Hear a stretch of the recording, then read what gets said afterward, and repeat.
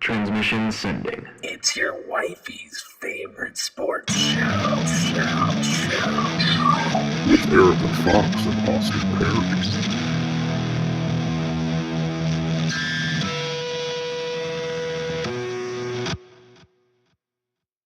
What's up, everybody? Welcome back to Bedside Sports Report. This is episode 5. The date is June 22nd, Freedom Friday. Let's get it started. I'd say it's only appropriate we get this thing started with Neymar Watch 2018. Did I tell you he was going to play, or did I tell you he was going to play? He's going to play. Let's be honest. He's going to play. He's milking the attention. He's fine, and boy, did he ever play. Oh my God.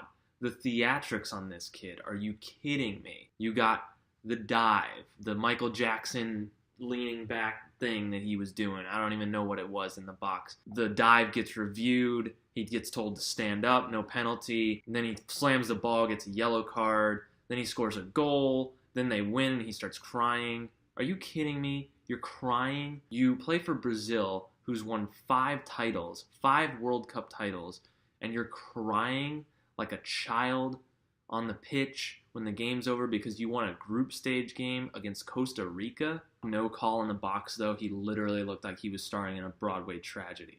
All right, well, that was Neymar Watch / bashing Neymar 2018. Bunch of petulant children.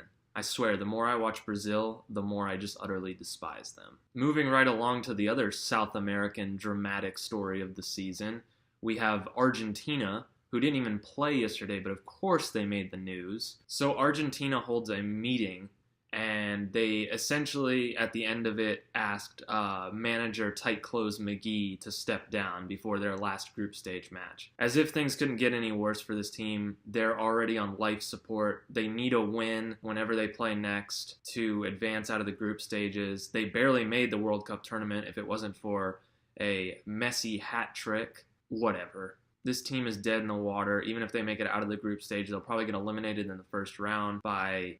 Who would they play in the first round? Well, regardless, really doesn't matter. I think they're either going to get eliminated when the next time they play, or they're going to get eliminated in the round of 16. Messi's going to go home with a big goose egg in terms of goals, assists, World Cup victories. Also, sticking with Argentina, a local news station held a moment of silence for the team after they lost to Croatia 3-0. Nothing warms the cockles of my heart quite like seeing Argentina just absolutely tank in this World Cup. It's been beautiful. Moving on to actual soccer that was being played today, Serbia and Switzerland had an absolute slobber knocker of a game. It was exciting, it was tense, it had a great finish. Shaqiri and Xhaka, I told you guys a few episodes ago that these guys were world-class players, and they delivered. They ended up winning 2-1, which was a little off from my 2-0 prediction. But, wait, did I? Hold on, check the tape.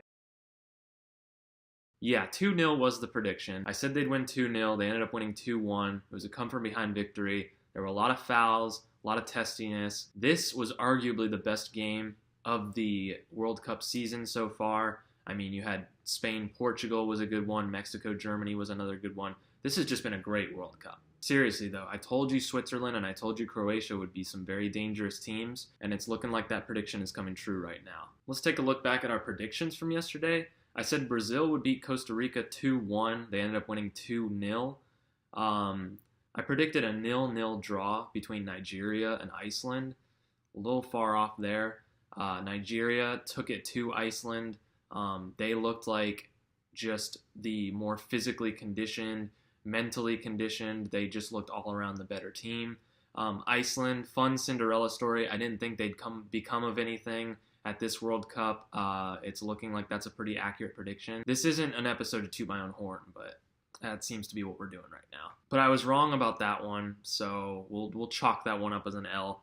And then, of course, the aforementioned Switzerland game, I said they'd win 2-0. They ended up winning 2-1. All in all, I went 2-1 yesterday. So let's get to some predictions for tomorrow's matches. So it looks like Belgium and Tunisia are taking the early match tomorrow. No guarantees I'll be up for that one, but I'm predicting a 2-0 victory for Belgium. They looked impressive against Panama, and Tunisia arguably might be a worse team than Panama. Predicted them to win it all, so no getting off this train right now. Belgium 2-0. Then the meat of this World Cup sandwich tomorrow, we have South Korea and Mexico. This would be an interesting one. I'm predicting a 1-1 draw between these two teams. I think South Korea might catch Mexico coming off of a high against their 1-0 Germany victory. South Korea is a good but not great squad. They have some world class. Son plays for Tottenham. Look for them to kind of make things interesting against Mexico. Again, I'm predicting 1-1. And then the late game tomorrow, Germany and Sweden. This is not your uncle's Sweden team. They don't have Zlatan Ibrahimovic.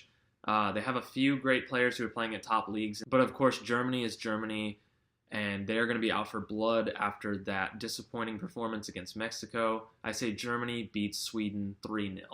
All right, guys, thanks for tuning in to Bedside Sports Report. We may have an episode of the main show coming out sometime this weekend with me and Erica. I know some of you viewers are probably hoping to see a more feminine face in front of you, so we'll try and get that going. As for Bedside Sports Report, I'm thinking of keeping this just a weekday endeavor, and then on Saturdays I'll try and release a best of, so look for that. And thanks for tuning in again. See you guys.